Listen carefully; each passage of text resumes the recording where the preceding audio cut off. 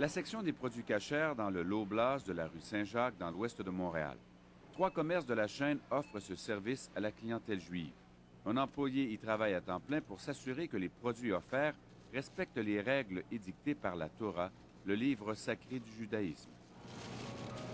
Mon travail ici, c'est de m'assurer que tout ce qui rentre est certifié par le manufacturier et que c'est des produits que le conseil ici à Montréal nous autorise à tenir dans notre département. Chaque produit cacher porte le sceau de l'un des nombreux organismes de certification.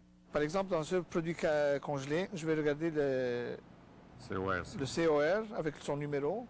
C'est ça ce qui me dit que, par exemple, ce produit-là vient de Toronto.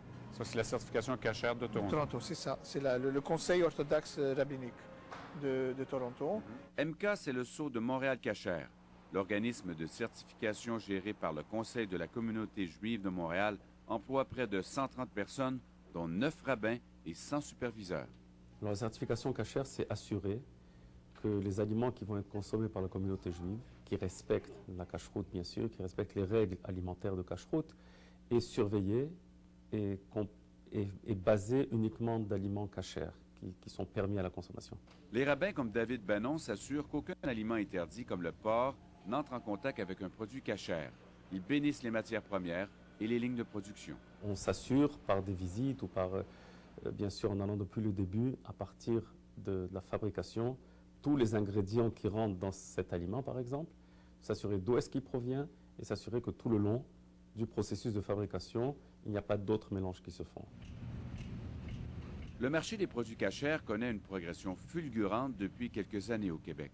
Plus de 550 entreprises, dont plusieurs importantes, ont obtenu la certification MK et les rabbins québécois ne fournissent pas à la demande. Vous ne vous en êtes probablement pas rendu compte en faisant votre épicerie, mais vous achetez des produits cachers tous les jours. Des petits pains de hamburger et des petits pains de hot dog qui sont cachers. Donc, tous leurs pains hamburgers sont cachers. C'est ça, la plupart.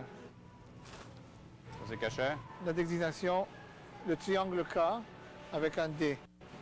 Un D encore pour signifier comme quoi c'est un produit qui est fait ou avec des produits laitiers ou dans la machinerie qui a été utilisée pour des produits laitiers. Beaucoup des légumes emballés sont cachers. Par exemple, comme les petites carottes qui sont cachères, qui sont lavées cachères, d'une manière pour le rendre cachère. Les sceaux de certification ne sont pas toujours faciles à repérer, même pour l'œil averti. Celui-là est cachère. Celui-là? Dans le Minute Rice, il faut vraiment chercher des fois. Parce Même que un expert comme vous, dont c'est le travail. il les cache les... Oui, voilà. Il est. Il faut peu de temps pour remplir son panier de produits cachers. Et vous avez aussi dans les produits, toutes les croustilles. Ça aussi, hein? Oui, vous allez trouver, la plupart des croustilles sont marquées dairy. Ça c'est cachère, celui-là. Cachère? Oui. Lui ici aussi? Oui. Ça c'est cachère, Ça c'est cachère, ça c'est cachère aussi. Ça c'est cachère. Celui-là. Celui-là. Celui-là. Celui-là encore. Celui-là encore. Combien vous direz que dans le magasin, dans le commerce, c'est combien le pourcentage de produits cachers? Moi, je dirais environ, si on enlève la viande qui n'est pas cachère, dans les produits d'épicerie, on aurait comme dans les 75 % de produits cachers. Des allées entières offrent des produits uniquement cachers. Des produits populaires comme les pâtes Catelli et Barilla, les mayonnaises commerciales, le mélange à gâteau Betty Crocker, les biscuits Leclerc Célébration. Même le Coke est cachère. Les gens mangent cachère au Québec, ils ne savent même pas. Exactement. Des produits cachers, est-ce que vous achetez ça? Non. Pensez-vous que vous en avez acheté aujourd'hui? Non. Si je regarde dans votre sac d'épicerie, pensez-vous que je peux en trouver? Non. Vous n'allez pas trouver. Si je vous dis que jusqu'à 70 à 75 % des produits qu'on trouve sur les étagères des commerces, à part la viande et le lait, sont des produits cachers. Ah ben alors, vous m'étonnez vraiment, oui. Vous me l'apprenez, je ne savais pas, non. Vous voyez ça ici, là, le cas? OK. Vos céréales, ici, elles sont cachères. Ah, OK. Moi, je savais pas. Si on fouille dans votre sac d'épicerie, on va en trouver beaucoup. Alors, mais c'est mauvais, c'est ça? Ou? Hein? Non. Ah bon. Ça ici, là, Oui. c'est ouais, ça, c'est une certification qui dit que vos pâtes sont cachées. Mais il faut le savoir. Nous n'allons chercher personne, ce sont les entreprises qui nous contactent. Donc si elles nous contactent, c'est parce qu'il y a un marché, une demande, et ils coopèrent absolument. Qu'est-ce qui pousse les entreprises, justement, à venir aussi nombreuses? Ben, c'est le marché, c'est la demande. Pourtant, la communauté juive ne compte que 100 000 membres, dont à peine 35 mangent cachère, selon le Conseil. Ça représente donc 35 000 personnes, un micro-marché dans une population de 7 millions. Les frais de cache-route sont vraiment infimes par rapport à l'usine. Ça ne revient pratiquement rien du tout, puisque c'est dans des chiffres d'affaires énormes, vous comprenez? Et ça, c'est l'intérêt. Et l'intérêt aussi, par rapport à la communauté juive, c'est d'aller sur n'importe quelle tablette de grands magasins, de grande surface, et de trouver tout de suite un emblème, un signe de certification cachère. Et ça ne dérange personne, puisque tout le monde les consomme. Toute la population en consomme ça. Obtenir la certification cachère coûte généralement de 1000 à quelques milliers de dollars, mais d'autres frais s'ajoutent souvent. Pas de problème? L'immigration s'est bien passée.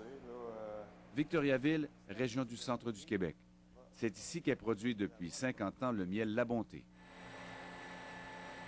Même si elle est basée dans une région où il n'y a pas de communauté juive importante, l'entreprise a obtenu il y a quelques années la certification cachère. Pour son président, c'est une question de survie. Est-ce que les grandes chaînes, justement, comme Loblaws, entre autres, vous demandent ça? Oui, il nous le demande lorsqu'on rencontre des acheteurs. Est-ce que tu es cachère? Après que tu lui as mentionné une fois, il est au courant, c'est entré dans le dossier et on va en parler. Donc, vous ne pouvez pas être vendu dans une grande chaîne sans être cachère? D'après moi, ça serait impossible si on n'était pas cachère. Obtenir la certification religieuse juive lui a demandé un effort financier non négligeable, car en plus des frais annuels de certification, il a fallu créer un poste supplémentaire. Ça peut coûter certainement 25-30 000 minimum annuellement de plus que si on ne l'avait pas. C'est de l'argent quand même. C'est de l'argent, mais comme je vous disais tantôt, en alimentation, les profits sont limités, mais on doit l'avoir. Si on ne l'avait pas, je suis convaincu qu'il y aurait plusieurs marchés qu'on perdrait parce qu'on n'a pas notre certification cachère. La PME de Victoriaville n'est pas la seule dans son cœur. Pour garder ses gros clients comme le géant Kraft, pour qui elle transporte notamment de l'huile végétale, Brasseur Transport de la Prairie a été obligée, elle aussi, d'obtenir une certification cachère. Faire bénir les citernes par un rabbin a coûté 35 000 $ à l'entreprise. Et selon son président, Michel Brasseur, qui a refusé de nous accorder une entrevue à la caméra, maintenir la certification entraîne des frais supplémentaires de près de 15 000 $ par année. C'est sûr qu'il y a un coût parce qu'il y a les coûts de certification. Il y a des coûts aussi, dépendamment des exigences des cahiers de charges, que ce soit en termes de processus de fabrication, de distribution ou même d'inspection. Donc, à ce moment-là, il va y avoir des coûts afférents, mais il faut regarder en termes de coûts-bénéfices. Quel est le coût pour les consommateurs? Difficile à dire. La majorité des entreprises contactées par JE refusent de dévoiler les frais entraînés par une certification cachère. Ce qui est certain, c'est qu'à l'échelle du Québec, ça représente plusieurs millions de dollars. Au bout du compte, c'est quand même les consommateurs qui paient pour ça. C'est toujours le consommateur qui va payer en bout de ligne parce que le coût doit rentrer dans le coût de fabrication. Donc, pour arriver à dégager la rentabilité, je vais déduire mes coûts de mes ventes pour arriver à ma rentabilité. Pourquoi est-ce qu'un non-juif serait obligé de subir les conséquences et de payer quelque chose qui a une certification? Ben, il a le choix, il peut ne pas acheter ça, il peut acheter autre chose qui n'a pas de certification. Mais quand jusqu'à 75 % des produits sur les étagères sont cachères, le client a-t-il vraiment le choix? Et ce n'est que le début. Une nouvelle certification religieuse est en train de faire sa place au Québec, la certification musulmane halal. Le développement du marché halal commence, voilà, petit à petit, voilà. Mais maintenant, dans un an, le marché halal dépasse maintenant 2,5 millions de dollars à l'île de Montréal seulement. Donc, ça attire, ce n'est pas rien du tout. La certification halal a d'autant plus d'avenir que les musulmans sont 2 fois plus nombreux que les juifs au Québec. Nous, on a 3 ans. On est déjà commencé. On est des bébés, voilà. Voilà. Mais ils ont, voilà, 20 ans, voilà. Et l'objectif, c'est d'être aussi présent que la certification cachère? Voilà, espérons, voilà, on espère, voilà, pour donner, voilà, des produits pour notre communauté.